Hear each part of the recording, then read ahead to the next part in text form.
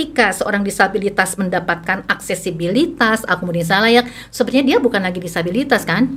Artinya kan dia bisa melakukan apapun, sama gitu.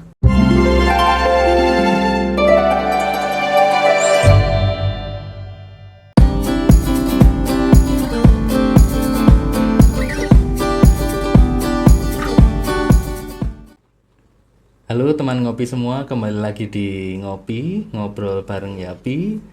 Dan bersama dengan saya, Yosi, dan juga Mbak Astuti, yang kali ini juga akan menemani ngobrol kita di Ngopi kali ini. Dan untuk edisi Ngopi kali ini, suatu kehormatan karena di sini sudah ada Ibu Fatimah Asri Mutmainah, ya, atau lebih akrabnya dipanggil Teh Aci, Iya, gitu ya. itu nama artisnya, Teh Aci. Oke, iya. Jadi sudah ada artis ibu kota di sini. Oh.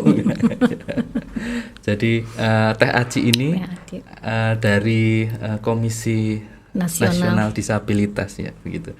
Dan di ngopi kali ini kita akan ngobrol tentunya terkait dengan persoalan-persoalan disabilitas, dan nanti akan lebih banyak ngobrol soal akses pekerjaan maupun rumah bagi disabilitas gitu.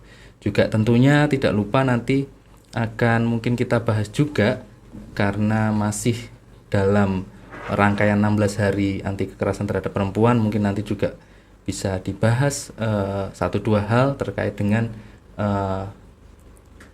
kiprah dari perempuan-perempuan disabilitas saat ini, seperti itu. Dan sudah ada contohnya di sini, Teh Aci yang sebagai seorang perempuan yang luar biasa gitu. Baik,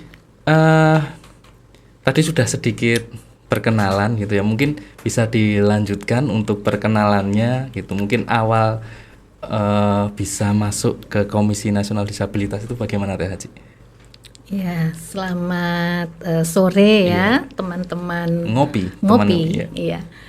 Terima kasih Bang Yosi, Kak As sudah mengundang saya di sini ya. Ya mudah-mudahan teman-teman ngopi ini sudah banyak juga yang kenal saya ya. Saya Fatimah Asri Mutmainah ya, tadi sudah disebutkan Teh Aci gitu. Kebetulan saya juga kan dari kampung nih, dari Rembang, domisili saya di Lasem. Kalau Kak As sudah pernah datang ke Lasem ya? Iya. Dulu? Pernah ke sana. Lasem itu kotanya bagus. Dan kebetulan karena saya seorang disabilitas, tentu saya juga bergerak di isu disabilitas ya, dengan gerakan perempuan. Dan kemudian ketika mendengar ada Komisi Nasional Disabilitas mencari seleksi komisionernya, iseng-iseng berhadiah ikutan, kepilih ya gitu. Satu dari 7 komisioner. 7 komisionernya kan ada 4 penyandang disabilitas, 3 non disabilitas, dan saya adalah satu dari 4 penyandang disabilitas mewakili ragam fisik, karena saya adalah disabilitas dengan amputi tangan kanan kiri. Jadi kata Pak Maman tadi, saya tuh mualaf disabilitas karena menjadi disabilitas di usia dewasa ya, karena kecelakaan hampir 30 tahun yang lalu. Tepat 30 tahun yang lalu. Tepat ya. 2024. 1994 waktu itu. Iya. Cukup ya perkenalannya ya. Mungkin tadi kan disebutkan sudah cukup lama juga bergerak di isu perempuan waktu di Lasem. Betul, gitu. betul. Mungkin bisa diceritakan sedikit kegiatan-kegiatan apa yang mungkin pernah dilakukan waktu melakukan pergerakan di Lasem gitu. Iya, jadi kan memang saya ini backgroundnya pesantren. Jadi saya aktif dari lahir itu, saya sudah menjadi Ibnu Ikatan Balita Nahdlatul Ulama. Dari semenjak bayi itu. Jadi mulai dari perocot itu sudah ditiupkan, Allahumma sholli ala Sayyidina Muhammad, ya gitu, salawat badar, salawat segala macam. Sampai kecil itu dituntun ayah saya ke acara-acara NU gitu. Dan kemudian ketika jadi pelajar saya aktif di IPPNU. Kemudian menikah dengan suami saya yang di Rembang, itu kan saya dari Bandung. Dibawa ada ke Rembang, ada ke Lasem itu, terus aktif di Fatayat. Kemudian aktif di Muslimat gitu. Itu gerakan saya. Dan kemudian saya berpikir, kok setelah saya nyaman ya, kan kalau pesantren itu kan mempunyai kenyamanan secara psikologis gitu ya. Saya mikir, ini perempuan dengan disabilitas yang tidak dalam kondisi seperti saya, seperti apa nasibnya? Itu yang pertama kali. Kenapa saya kemudian akhirnya menggeser. Ya tetap sih yang di gerakan perempuan tetap gitu, tapi memang perempuan disabilitas itu harus mendapat perhatian. Nah, kenapa? Karena perempuan dengan disabilitas ini kan memiliki kerentanan berlapis. Kan ada dua, ini ngomong perempuan dulu ya. Kan ada dua stereotip negatif tentang perempuan dengan disabilitas itu ya. Boleh disebutkan? Yang pertama, ketika perempuan memiliki stereotip makhluk indah, penggoda iman, penggoda laki-laki, peruntuh iman, maka perempuan disabilitas 180 derajat terbalik. Dia dianggap tidak indah, aseksual, tidak, kayaknya nggak bisa menikah tuh, nggak bisa punya anak tuh gitu. Ya, jadi yang perempuan non disabilitas itu, yang kedua, yang perempuan disabilitas itu urusan, yang perempuan non disabilitas itu urusannya dapur, kasur, sumur, begitu kan ya. Perempuan yang sekolah tinggi nanti juga ujung-ujungnya balik ke dapur, sumur, kasur gitu. Non yang disabilitas sebaliknya, dia nggak bisa nikah, nggak pantas berumah tangga, nggak bisa ngurus anak, nggak bisa ngurus suami. Gimana bisa ngurus anak? Dirinya sendiri juga jadi urus orang lain gitu. Kan seperti itu. Sehingga kemudian atas pandangan negatif seperti itu, akhirnya kan tidak begitu terperhatikan hak KSR-nya itu, hak kesehatan, seksualitas dan reproduksinya. Akhirnya apa yang terjadi? Yapi tuh, banyak menangani kasus-kasus kekerasan. Nih, kami ada cerita nih waktu di Bali ya, KND. Kan ada Permendikbud nomor 46 tahun 2023 tentang ini loh, kekerasan di ranah pendidikan itu. Kami sosialisasikan, kami datang ke SLB, kami mencoba menggali dari anak-anak disabilitas itu apa kekerasan menurut mereka. Ketika ditayangkan gini, lalu kami minta tanggapan mereka, apa yang didapat. Mereka bilang gini, Ibu, itu bukan kekerasan, itu perasaan. Ada temuan seperti itu. Artinya apa? Karena kurang disentuh dengan pendidikan HKSR itu, bahkan mereka tidak tahu apa itu otonomi tubuh, apa itu arti kekerasan. Itu salah satu kenapa kemudian akhirnya saya invasi atau ekspansi gitu ya kan, intervensi. Bukan cuma Fatayat tapi ke HWDI, ke yang lain-lain. Ceritanya seperti itu, Mas, gitu. Dan memang satu lagi ini yang sering saya gaungkan, jadi harus ada penghilangan dikotomi gitu loh, bahwa perempuan disabilitas itu adalah perempuan, jangan dibedain gitu. Biar gerakan perempuan disabilitas itu adalah gerakan perempuan juga, jadi biar advokasinya tuh bisa bersama gitu loh, jangan beda-beda. Itu aja pesan pentingnya adalah itu. Ini kan dinilai sangat-sangat progresif ya di kalangan teman-teman NU sendiri, misalnya di Fatayat NU. Gimana penilaian mereka, perspektif mereka dengan keaktifan THC dalam gerakan perempuan disabilitas? Sebetulnya kalau untuk Fatayat ya, itu mereka sudah memiliki perspektif yang bagus. Buktinya apa? Mereka memilih ketuanya disabilitas loh. Ya saya tuh mimpin Fatayat Mas sebagai ketua umum cabang. Mungkin se-Indonesia Raya cuma saya satu-satunya. Kalau Mbak As dulu meliput beritanya ya. Jadi gerbong Fatayat itu kan gak kecil. Saya memimpin 3.000 jamaah perempuan di cabang Lasem itu kan tidak sederhana. Seorang disabilitas loh, itu yang Fatayat. Tetapi setelah Ya, yang saya katakan tadi itu waktu acara tadi siang. Kenapa penting untuk mengeliminasi stigma itu adalah partisipasi. Karena di sana adalah ruang pembuktian. Tetapi menuju ke ruang itu harus ada dua hak yang penting itu tadi, aksesibilitas dan akomodasi yang layak. Mungkin kita akan banyak membahas tentang ini ya. Oke. Mungkin dari aksesibilitas dulu itu apa gitu. Aksesibilitas itu sebenarnya adalah kemudahan yang diberikan kepada penyandang disabilitas untuk mewujudkan kesetaraan kesempatan itu aja, kesamaan kesempatan itu. Nah, kalau akomodasi yang layak adalah modifikasinya, modifikasi dari kemudahan itu. Contoh ya, bahwa teman-teman netra, teman-teman tuli itu memerlukan bantuan untuk dia bisa mengkonversi bahasa lewat apapun gitu kan, selain verbal gitu kan, karena mereka tidak mendengar, adalah aksesibilitas yang harus disiapkan kan begitu. Nah, akomodasi yang layaknya macam-macam sesuai penyesuaian.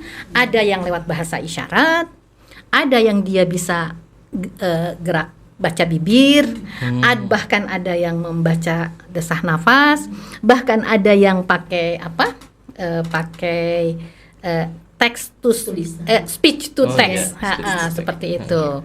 Ya, nah, ataupun misalnya bahwa saya memerlukan seorang pendamping gitu kan, supaya saya bisa pendamping saya itu yang di depan saya itu adalah pelaksana IEL bagi saya, akomodasi yang layak buat saya karena saya memiliki hambatan gerak. Pokoknya modifikasi berdasarkan ragam dan dan spektrum mungkin ya.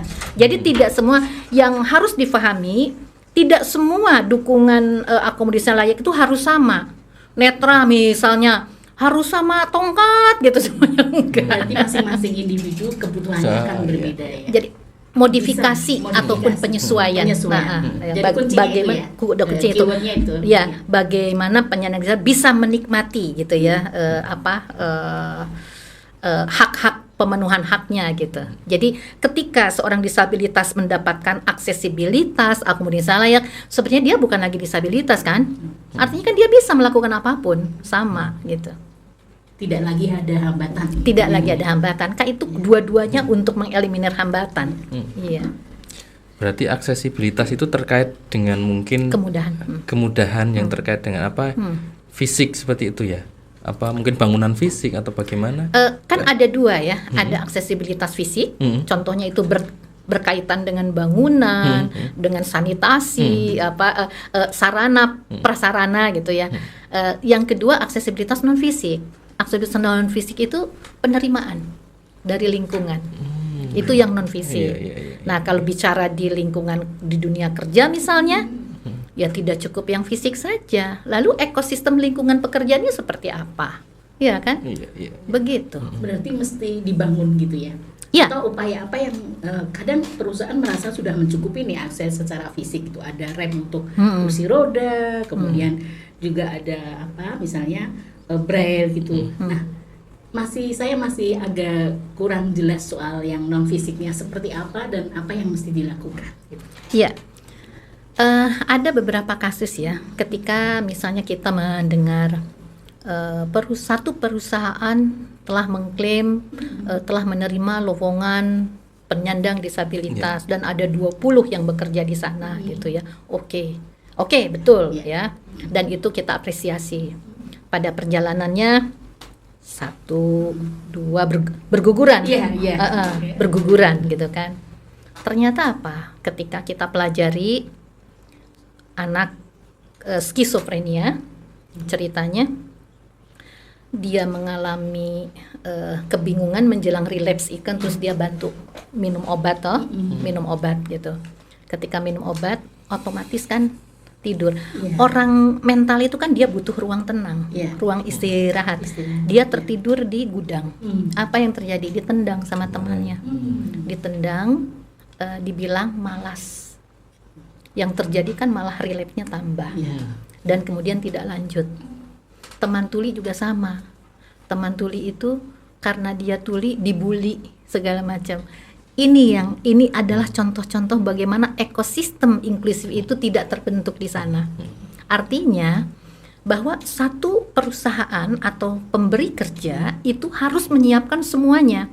Selain aksesibilitas fisik ya, berdasarkan waktu itu berapa orang disabilitas dengan ragam apa, kebutuhannya apa, itu kan harus disiapkan.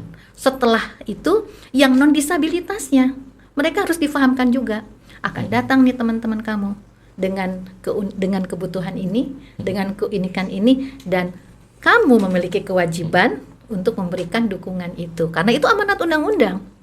Ketika undang-undang mengatakan 22 hak itu ya, itu kan katanya di negara kita ada 22 juta penyandang disabilitas tuh, berarti hampir 10% dari total populasi negara kita.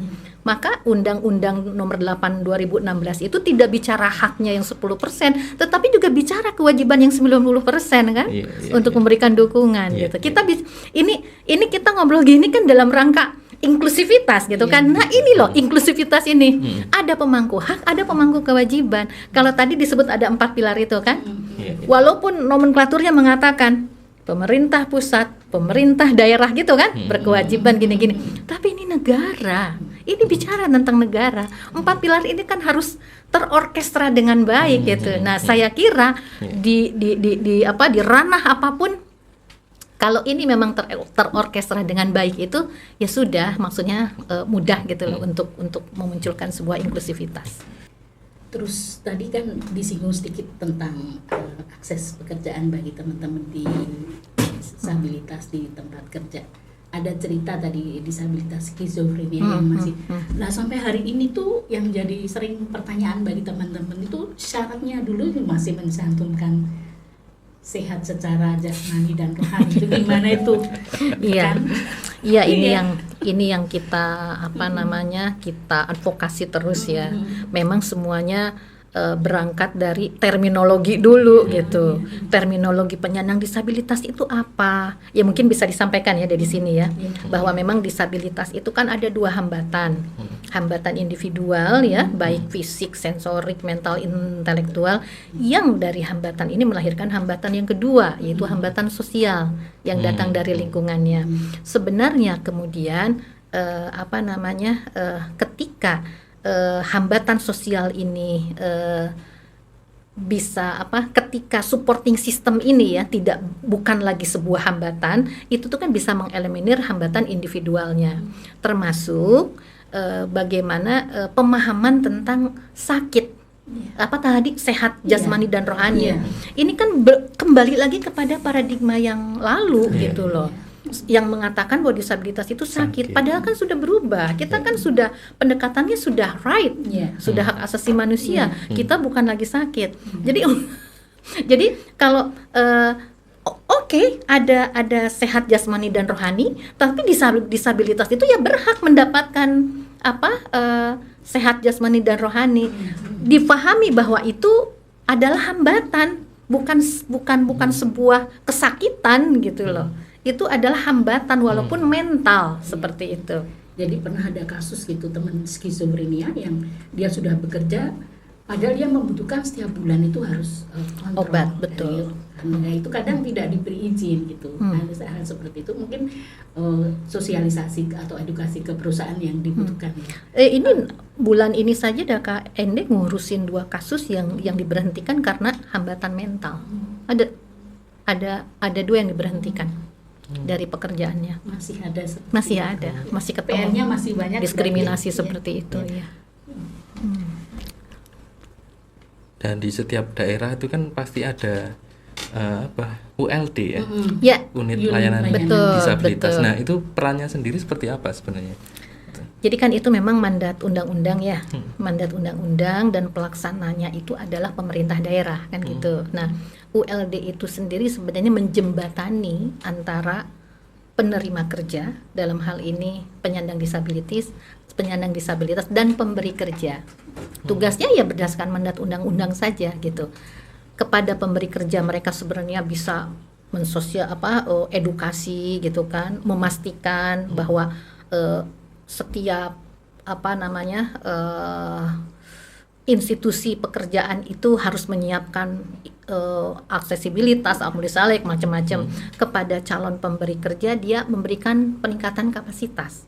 Jadi bisa bertemu di tengah-tengah gitu. Artinya sustainable ya. Jangan seperti tadi diterima nggak bertahan lama gitu. Jadi nanti si pemberi kerja itu sebelum kedatangan penyandang disabilitas nih dia bersiap dulu.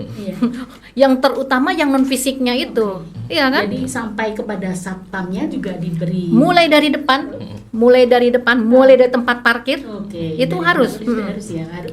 Jadi ada ada 5 aspek ya. Mulai dari mulai dari yang tadi saya sebutkan itu komitmen pimpinan, kemudian aksesibilitas fisik, aksesibilitas non fisik, aksesibilitas informasi, sampai kemudian partisipasi. Itu penting. Kalau itu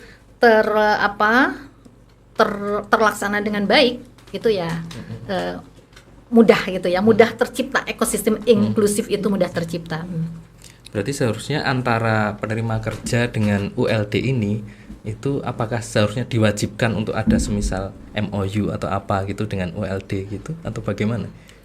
Biasanya MOU-nya itu mungkin dengan dinas terkait ya. Kalau ini bidang pekerjaan, berarti dengan dinas tenaga kerja ataupun misalnya dengan Komisi Nasional Disabilitas ataupun misalnya dengan perguruan tinggi, antara pemberi kerja dengan perguruan tinggi, itu bisa gitu.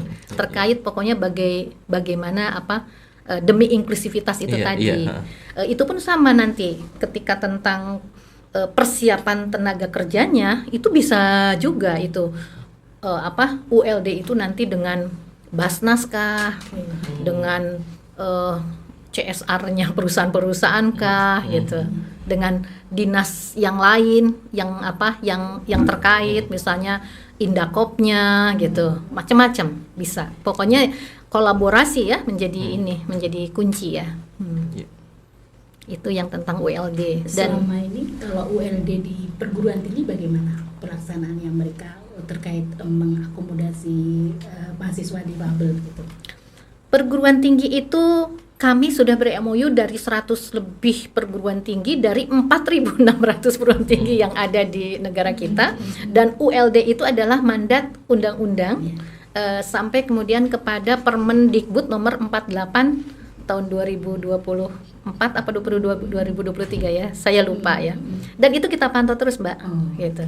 Karena kalau dalam mandatnya itu kalau dalam 2 tahun sejak disahkan Permendikbud itu kan ada sanksi administrasi sampai kepada pencabutan izin kalau mereka tidak memiliki ULD.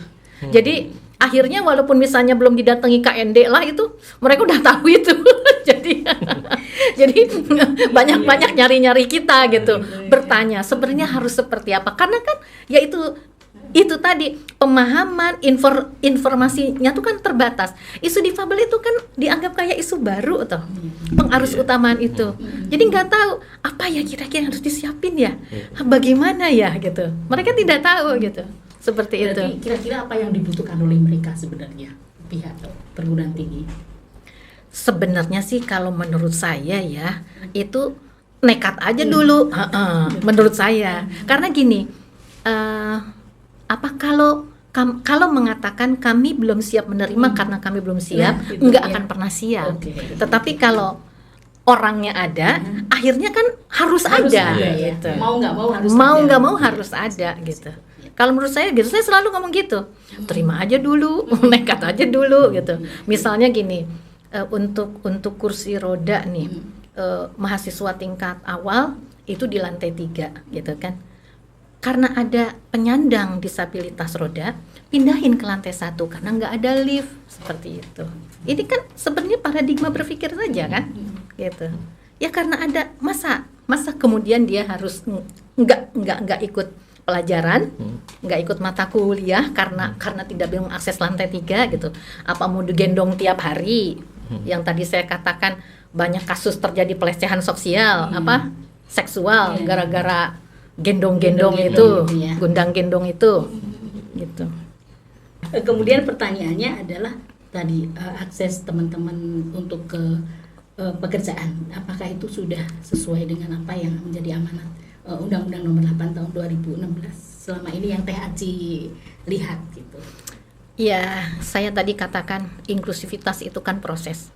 Walaupun baru 10-20% itu saya sudah katakan sudah bergerak, sudah menggeliat, bahwa kemudian nanti pada posisi 100% inklusivitas itu juga sebuah keniscayaan. Yang penting memang kita sudah ada upaya dan banyak belajar gitu ya. Yang penting terkait kebijakan apapun selalu bertanya kepada expertnya, yaitu penyandang disabilitas. Secara normatif itu memang amanat undang-undang, secara substansifnya karena mereka memang expert gitu. Kan bertanyalah kepada ahlinya, yaitu. Kalau tidak tunggulah kehancurannya. Kehancurannya apa? Mubazir proyek miliaran gitu ya. Tidak bisa dinikmati gitu karena kan tidak sesuai kebutuhan. Contohnya seperti itu. Nah, kalau saya tanya akses pekerjaan itu dari kasus-kasus yang tadi yang diberhentikan segala macam memang ada, tetapi banyak pula sekarang perusahaan-perusahaan yang sudah mulai menggeliat inklusif itu sudah mulai saya lihat, baik media, perusahaan di media gitu atau perusahaan-perusahaan besar, banyak juga yang sudah ber-MOU dengan kami gitu, banyak juga NGO yang juga menyuarakan tentang ini dan berkolaborasi dengan mereka. Tidak harus dengan KND, dengan siapapun itu kami sudah senang ketika pengarus utamaan itu ditiupkan di sana. Kalau untuk misalnya ini kita ngomongin agak melebar lagi isunya ya, akses ke perumahan gitu. Selama ini cantolan apa yang mesti dipakai nih di undang-undang dan peraturan pemerintahnya? Ada Undang-Undang Nomor 8 Tahun 2016 juga bicara tentang akses pemukiman ya. Kemudian aturan pelaksanaannya juga Nomor 42 dia bicara tentang aksesibilitas bangunan gedung, diantaranya pemukiman gitu, bahwa ada aksesibilitas sarana termasuk kayak rem, guiding block, kemudian ruang publik gitu, ataupun prasarana seperti sanitasi, air yang kayak seperti itu. Nah, sebenarnya kan itu wajib ya. Tetapi memang kembali lagi belum semua dirasakan ideal. Bahkan beberapa tahun yang lalu itu rusun kan seharusnya diberikan kepada penyandang disabilitas itu di lantai pertama. Tapi kenyataannya tidak.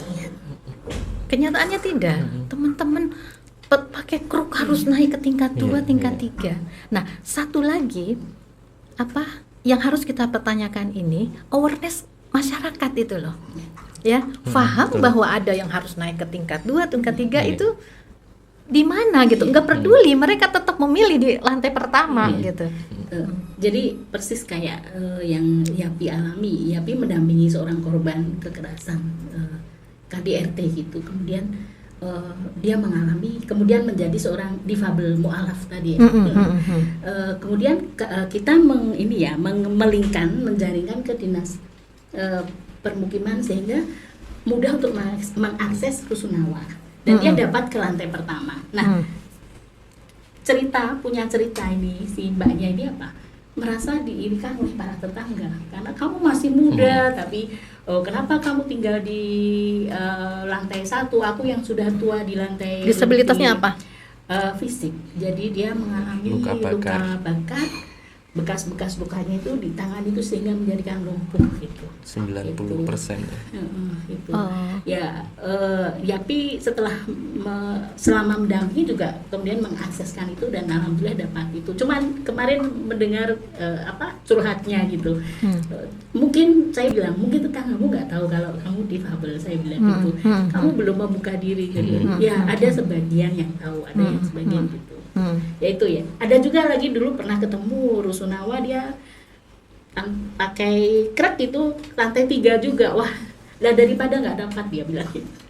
Akhirnya kan begitu. Akhirnya jadi mesti daya tawar yang penting dapat gitu. Itu gimana cara mengatasinya ini, Teh Haji? Mesti melakukan apa? Advokasi atau seharusnya memang dukungan pendampingan ya. Artinya teman-teman Obdis atau NGO yang mengetahui itu mendampingi, menyuarakan sampai kemudian dia dapat haknya di lantai 1. Itu pun tapi tetap aja kata saya tidak mudah ya, tidak mudah. Kadang-kadang ketika lantai 1-nya penuh, penuh Mbak. Kalau sudah dibegitukan daripada nggak dapat rumah kan gitu. Apa tadi yang ingin saya sampaikan ya? Kok saya lupa. Apa tadi tentang pemukiman ini? Iya. Nanti kalau ingat deh. Jadi terkait dengan akses pekerjaan maupun rumah bagi difabel, tadi beberapa hal sudah dijelaskan ya, cukup jelas oleh Teh Aci itu, dan semoga itu semua boleh menjadi masukan gitu bagi kita semua, atau mungkin bahkan pemerintah-pemerintah terkait gitu. Jadi mungkin sebelum kita tutup ngopi kali ini, apakah ada yang ingin disampaikan untuk perempuan-perempuan disabilitas yang mengikuti ngopi kali ini? Dari Teh Aci mungkin ada yang disampaikan untuk mungkin bisa menguatkan mereka seperti itu. Oh iya, ini kebetulan sedang ini ya, hari 16 hari anti kekerasan terhadap perempuan. Konsen saya di perempuan dengan disabilitas gitu. Saya sih hanya ingin mengatakan jangan menyerah, jangan putus asa. Kita kan adalah makhluk sempurna. Sempurna itu apa? Bahwa kita punya badan, punya ruh, punya jiwa. Itu kesempurnaan loh. Ya, artinya banyak contoh. Ada Mbak Pikat yang begitu luar biasa. Solo juga punya Mbak Ipung yang begitu luar biasa. Mereka adalah perempuan-perempuan dengan disabilitas gitu. Nah, jadi yang penting kita paham eksistensi diri kita sebagai manusia yang sempurna, karena memang Tuhan itu kan maha sempurna. Jadi nggak boleh dong ada produknya yang gagal tuh kan nggak ada ya gitu. Yang penting kita menyadari eksistensi kita sebagai manusia dan sempurna, maka kita berhak untuk melakukan apa saja sebagai warga negara. Jadi kita berhak melakukan kapasitas kita untuk terus sekolah, bisa bekerja, bisa berekspresi apapun gitu. Jadi akhirnya orang tuh untuk melakukan kekerasan tuh sungkan dewe gitu.